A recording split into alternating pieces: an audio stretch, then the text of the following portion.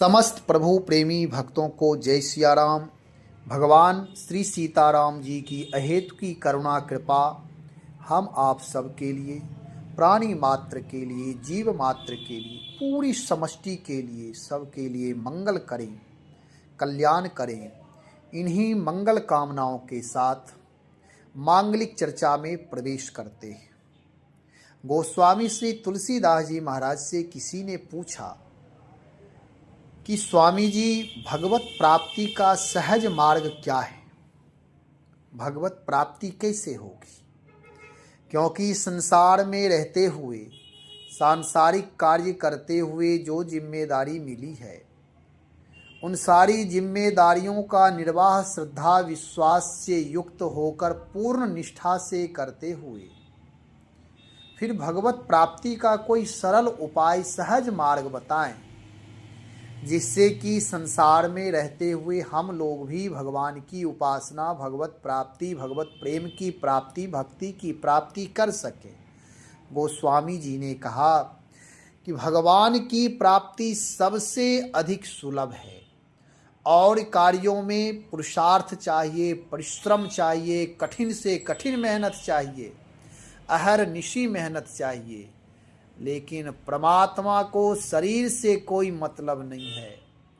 केवल मनन करो, परमात्मा का चिंतन करो, केवल पुकारो, हे नाथ मैं आपकी शरण में हूँ, हे प्रभु मैं आपकी गोद में हूँ, हे नाथ मैं आपका ही हूँ।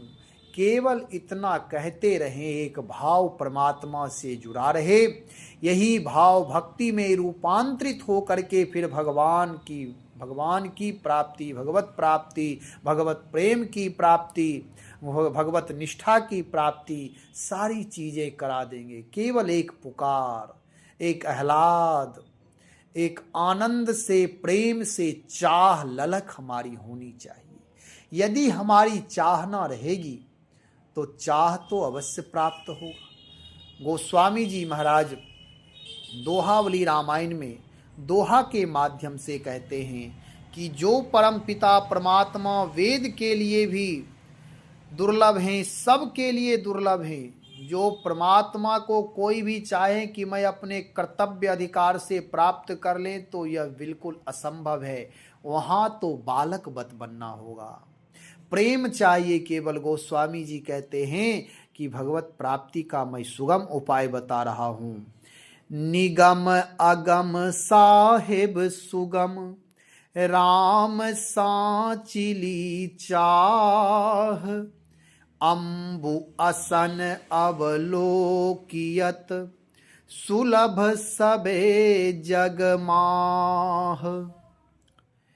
जो हमारे स्वामी वेदों के लिए भी अगम हैं, वेद भी जिनको नेति नेति कहते हैं, वे ही भगवान पूर्ण ब्रह्म परमात्मा श्री राम सच्ची चाह से, प्रेम से, ललक से ऐसे सुगम हो जाते हैं जैसे प्यासे को जल और भूखे को अन्न जगत में सबके लिए सुलभ देखे जाते हैं। गोस्वामी जी कहते हैं कि परमात्मा बहुत ही सुलभ है। प्रकृति में सारी चीजें सुलभ है। कोई भी व्यक्ति किसी भी चीज को प्राप्त कर सकता है, यह संभव है, मनुष्य मात्र के लिए संभव है।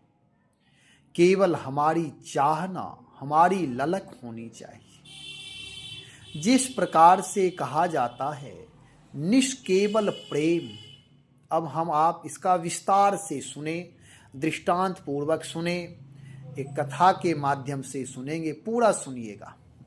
जैसे कहा जाता है लोक पक्ष में भी कि देखो, मैत्री मित्रता में कपट नहीं होना चाहिए, प्रेम में कपट नहीं होना चाहिए। छल कपट से दूर यदि रहते हैं तब हम आप लोक व्यवहार में भी सफल हो पाते हैं।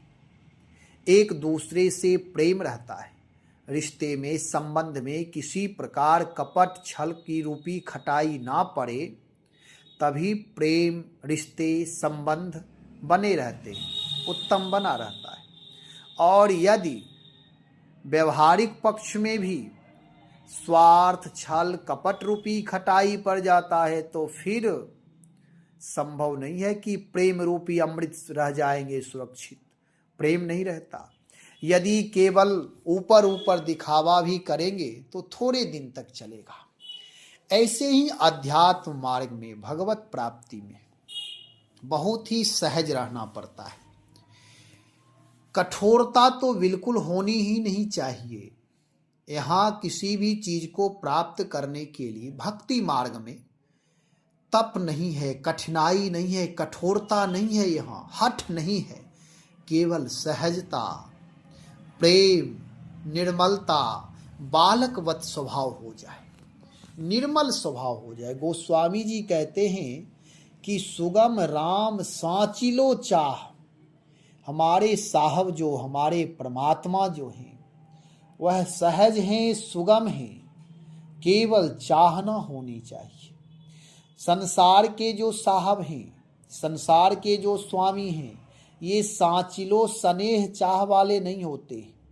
इन्हें तो काम से काम होता है। नौकर के प्रति बहुत ही कठोरता पूर्वक वह काम लेते हैं। उन्हें काम से प्रिय होता है, चाम से प्रिय नहीं, व्यवहार से प्रिय नहीं, केवल काम काम काम। कोई भी सेवक अपने स्वामी की खूब सेवकाई करे, वाणी से, व्यवहार से, यदि काम नहीं करेगा तो वह स्वामी उसके प्रति सुगम नहीं रहेगा, स्नेह नहीं देगा, वह कठोर हो जाएगा। लेकिन भगवान राम जो पूर्ण ब्रह्म परमात्मा हैं, प्राणी मात्र के लिए सुलभ हैं और मनुष्य के लिए तो परम सुलभ हैं, सहज सुलभ हैं।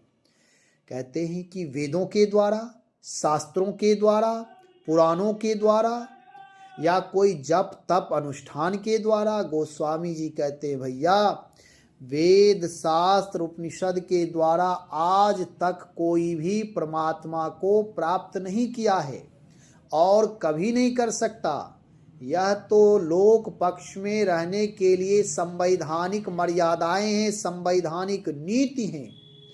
लेकिन कोई कह दे चैलेंज पूर्वक कि मैं परमात्मा की प्राप्ति, परमात्मा के प्रेम की, भक्ति की प्राप्ति मैं वेद के द्वारा किया, यह संभव नहीं है।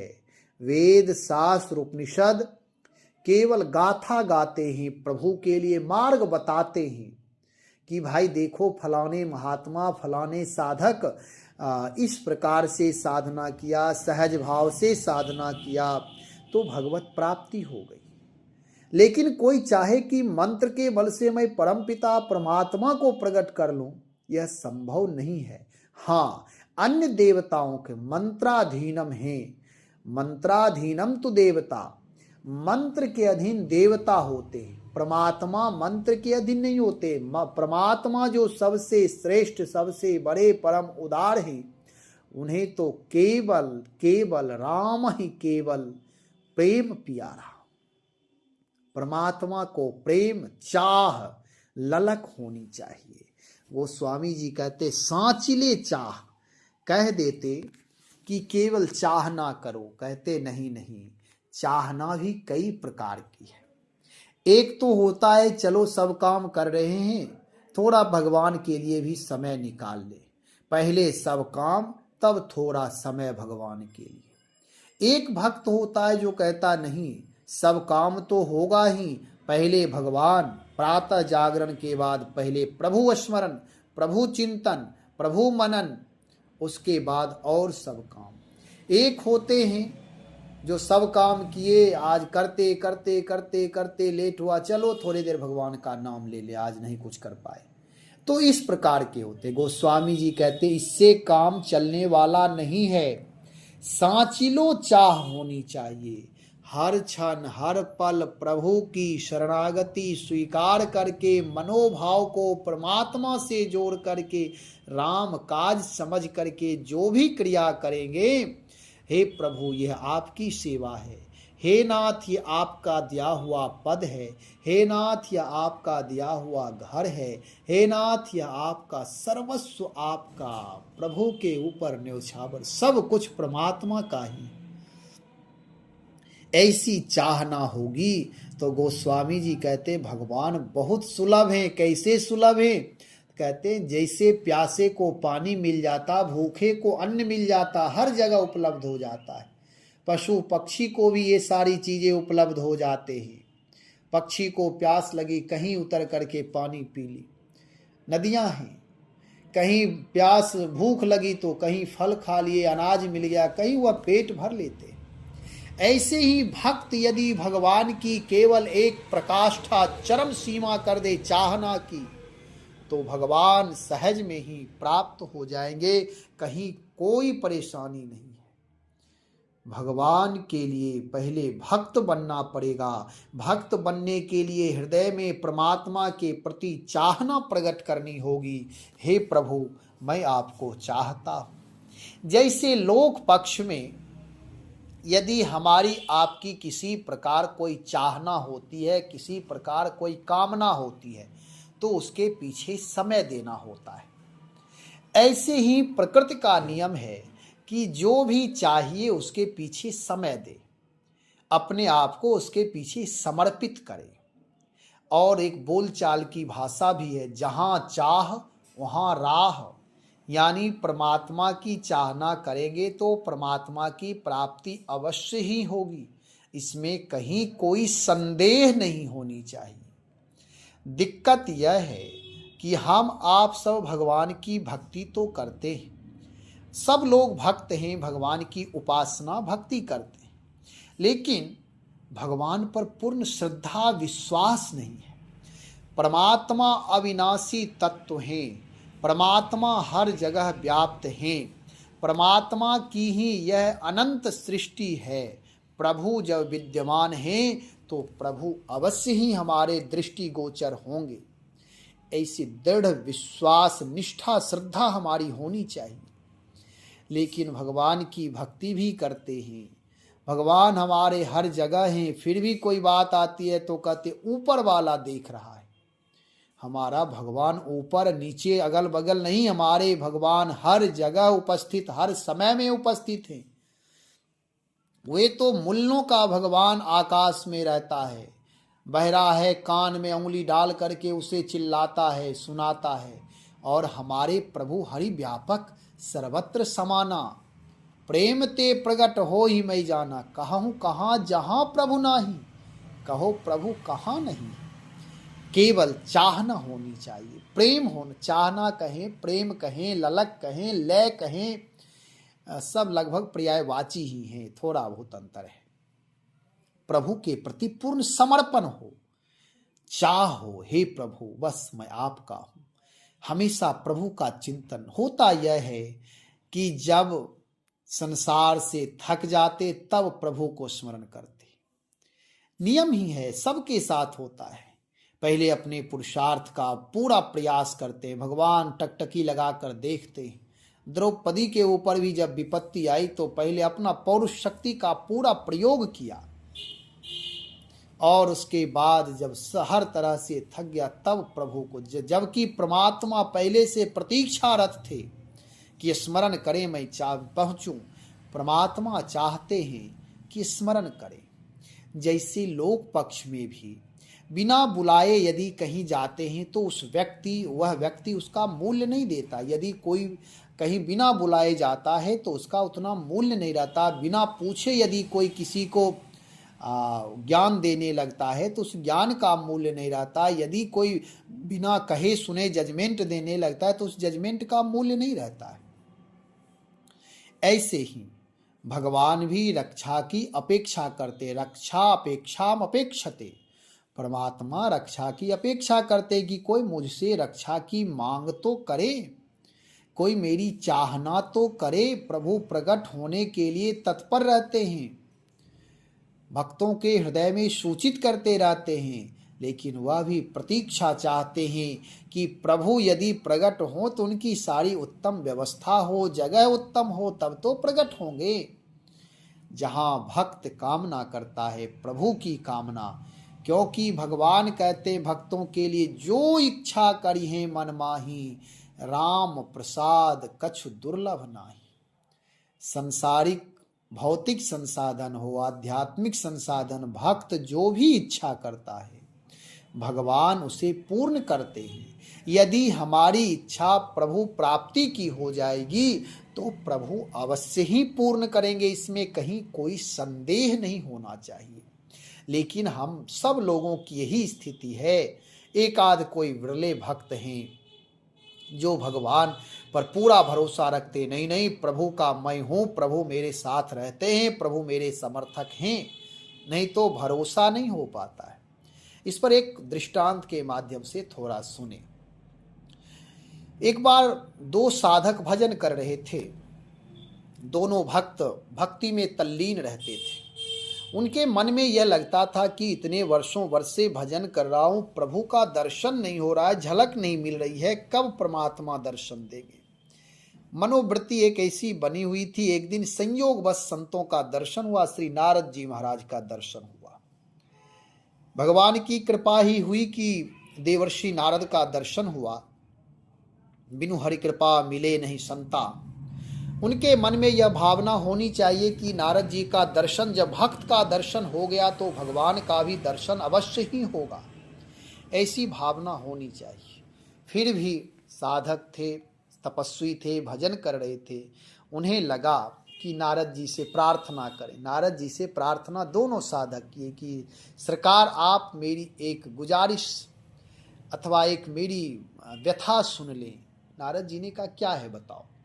सरकार मैं भजन तो कर रहा हूँ, प्रभु का दर्शन कब होगा? आप प्रभु के पास जाते रहते हैं, एक बार सुधि दिला दीजिएगा प्रभु। नारद जी ने कहा ठीक है। नारद जी तो भगवान के पार्षद ही हैं, भगवान के मन ही हैं, तो नारद जी वहाँ पहुँचे। नारद जी भगवान को सुधि दिलाए, सरकार आपका भक्त दो आपके भक्त हैं जो भजन कर रहे हैं वर्षों वर्ष से, आप थोड़ा आश्वासन दे दें कि दर्शन कब देंगे। भगवान ने कहा कि पेड़ में जितने पत्ते हैं उन पत्तों के हजारों हजार पत्ते, उतने वर्ष यदि वो तपस्या करेंगे तभी जाकर के मैं दर्शन दूंगा। भजन करें उतने वर्ष। नारद जी आए और सही बात कह दी। अब दो साधक हैं, दोनों सामान्य रूप से लगभग भजन में ही लगे रहते हैं और कोई कार्य नहीं, परमात्मा का चिंतन मनन भजन स्वाध्याय में तत्पर रहते और वर्षों वर्ष से कर रहे हैं। लेकिन एक भक्त जो है, जैसे नारद जी ने कहा कि प्रभु आएंगे लेकिन इतने वर्ष बाद, हजारों वर्ष, भक्त एक नाचने लगा कि प्रभु आएंगे, इसका मतलब है कि मेरी सुधि लिए। और एक भक्त निराश हो गया। वह कहा कि पता नहीं इतने वर्ष बचेंगे कि नहीं बचेंगे, परमात्मा आएंगे कि नहीं आएंगे। वह संदेह में अपना जीवन बिताया।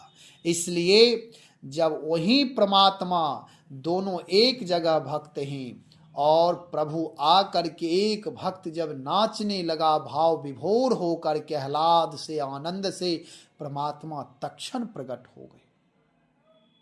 कारण यह हुआ कि उस भक्त के हृदय में अनुराग जग गया, प्रेम जग गया, एक ललक हो गई, एक चाह कि प्रभु अवश्य मिलेंगे, अवश्य मिलेंगे, कहीं कोई संदेह नहीं। प्रभु की आशा हो गई कि प्रभु आएंगे ही, मेरी सुधि रखे हैं, मुझे याद करते हैं, मुझे अपना मानते हैं। तब तो प्रभु ने कहा कि मैं दर्शन दूंगा, इतना ही काफी है, भगवान दर्शन देंगे। इतना सुनते हुआ भक्त नाचने लगा। दूसरा भक्त निराश हो गया। प्रभु आकर के वही एक भक्त को दर्शन दे रहे हैं और एक भक्त निराश हताश बैठा है। नारद जी पुनः आए। एक भक्त निराश था और एक भक्त आह्लाद से आनंदित था।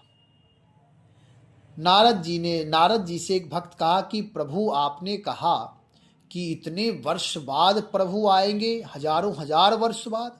प्रभु का दर्शन तो तत्क्षण मुझे प्राप्त हो गया। मैं भाव में भरा, प्रभु का दर्शन हुआ। भाव से भरते ही सांसारिक शारीरिक भौतिकताएं जैसे नष्ट होती है, जो भाव से भरा उसका भाव से बेड़ा पार है। पुनः परमात्मा का ही दर्शन है। जब तक हम संसार में आसक्ति में बंधे हैं, शरीर में बंधे हैं, नाना प्रकार के संबंध में द्वंद्वात्मक जीवन है, तब तक परमात्मा का दर्शन नहीं होता है। और जैसे ही मन एकांत यानी एक में अंत होता, एक में लय हो जाता, एक में विलय हो जाता, एक का हो जाता, तो प्रभु तत्क्षण दर्शन देते हैं। तब नारद जी से वह भक्त कहा कि प्रभु तो मेरे सामने उसी क्षण प्रकट हो गए और उन्होंने दर्शन देकर कृत्य कर दिया। और दूसरा भक्त निराश हताश था।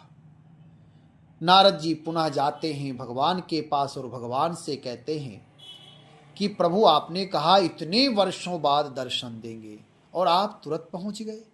भगवान ने कहा देखो, मैं किसी जप तप साधना से उतना प्रसन्न नहीं होता जितना प्रसन्न मैं एक चाह से हो जाता, ललक से हो जाता। चाहना हो, ललक हो, लगन हो, प्रेम हो, हृदय में उद्गार हो, मुझे पाने की, बस मैं उतने में ही दर्शन ले लेता।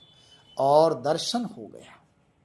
तो कहने का मतलब, दृष्टांत का मतलब इतना ही है, हम आप सभी भगवान की प्राप्ति सहज में कर सकते, कहीं कोई परेशानी नहीं है, कहीं कोई बाधा नहीं है, भगवान की तरफ से कोई बाधा नहीं है। भगवान प्रतीक्षारत हैं, केवल हम आप सब चाहना प्रभु का करें। लेकिन आज तो चाह एक अलग ही है, भौतिक संसाधनों की चाहना, दिन रात लोग परेशान हैं, धन से सुख चाह रहे हैं, जबकि धन से कोई सुख नहीं खरीद सकता। सुख का संसाधन प्राप्त होगा, लेकिन मनस्थिति यदि सही रहेगी तभी हम सुख आनंद ले सकते हैं। नहीं तो लोग अपने शरीर को भी अग्नि में जला लेते हैं स्वतः। भौतिक संसाधन उनके पास उपलब्ध है, फिर भी अपने घर के सामान तोड़ देते हैं क्रोध में आकर के, जिसके लिए उन्होंने प्रयत्न किया, बस सारी चीजें तोड़ फोड़ घर में आग लगा देते। पैसों से यदि सुख हो जाए, भौतिक संसाधन से यदि सुख हो जाए, तो फिर भौतिक संसाधन रहते हुए लोग क्यों फांसी लगा रहे, आत्मदाह कर रहे? ऐसा कारण क्या है? यह खोजना पड़ेगा।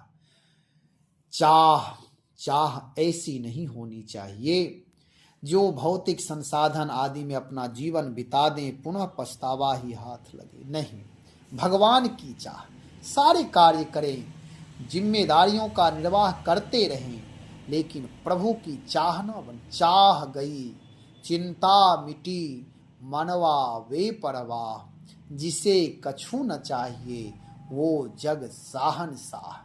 इस संसार में साहनशाह सम्राट कौन है?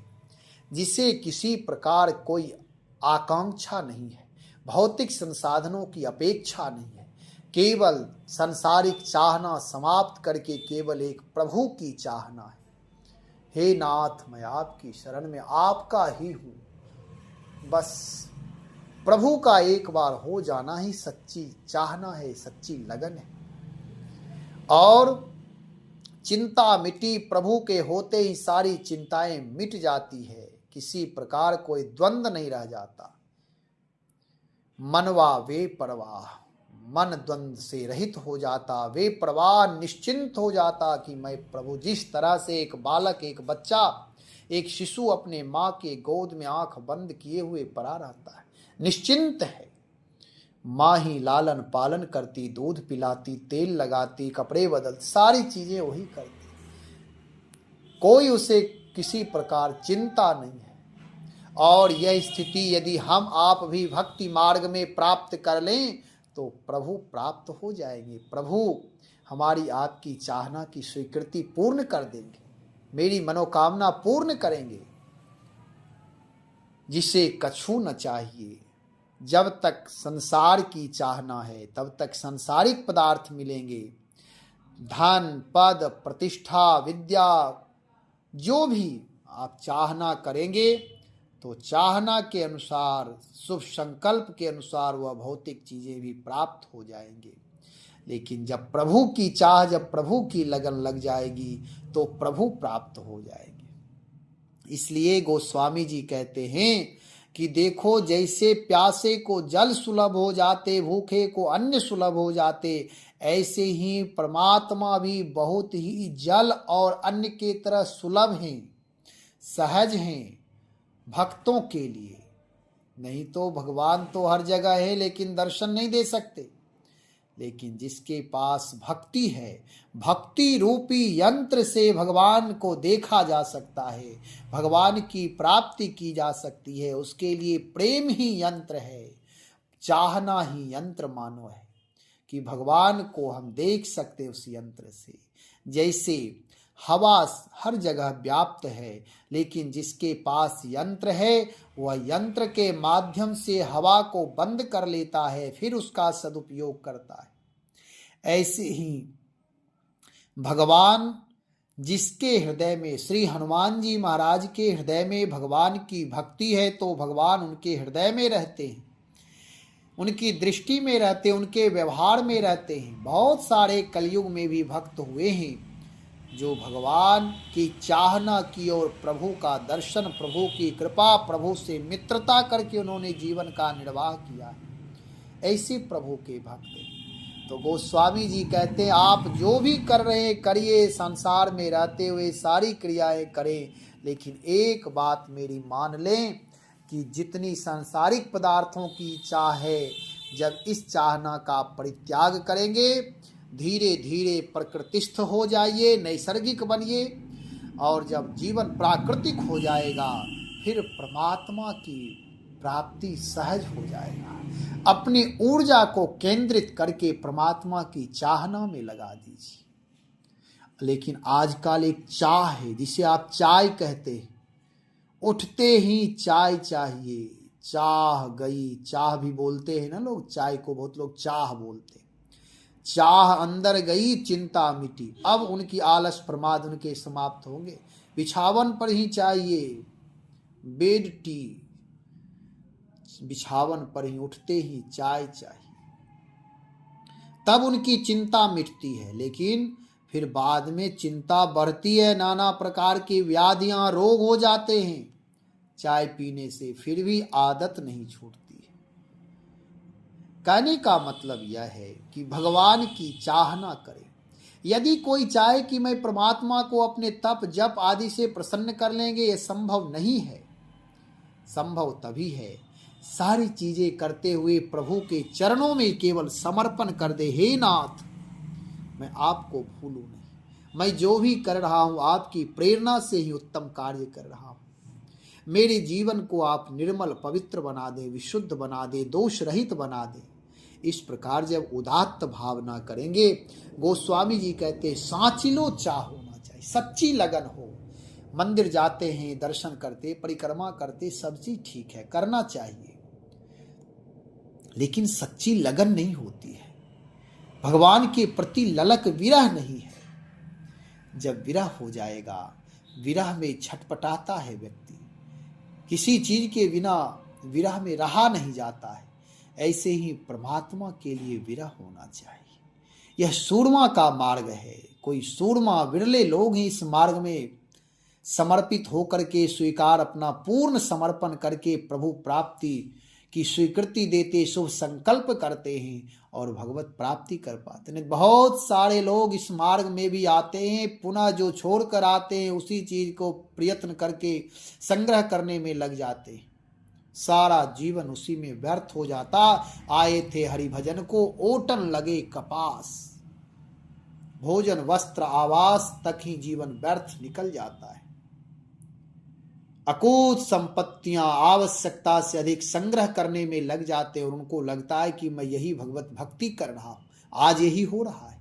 आवश्यकता भर सारी चीजें चाहिए, जरूरत भर सब चीज होना चाहिए। मैं इसका निंदा नहीं कर रहा हूं, लेकिन अपने आप को भी देखना चाहिए कि मेरा श्वास व्यर्थ तो नहीं जा रहा है, मैं अपने आप को खो तो नहीं रहा हूं। खोने का डर भी होना चाहिए। इसलिए प्रभु स्मरण, प्रभु चिंतन, प्रभु की भक्ति सतत करें। परमात्मा के नाम का स्मरण करते रहे, प्रभु चरित्र का गायन करें, प्राणी मात्र के प्रति अपनत्व की भावना रखें, प्राणी मात्र समष्टि के प्रति मैत्री भाव का विस्तार करें, सबके प्रति आदर भाव, सबके प्रति करुणा प्रेम दया भाव रखें।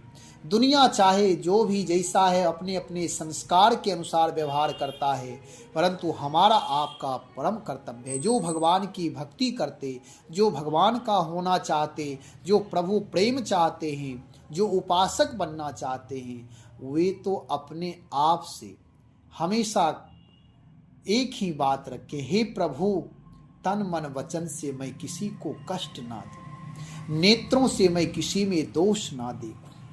यही उदात्त भावना से उसका जीवन युक्त होना चाहिए। यदि ये भावना नहीं रहेगी तो उपासक बनना, उपासना कर पाना असंभव है, असंभव है, एकदम असंभव है।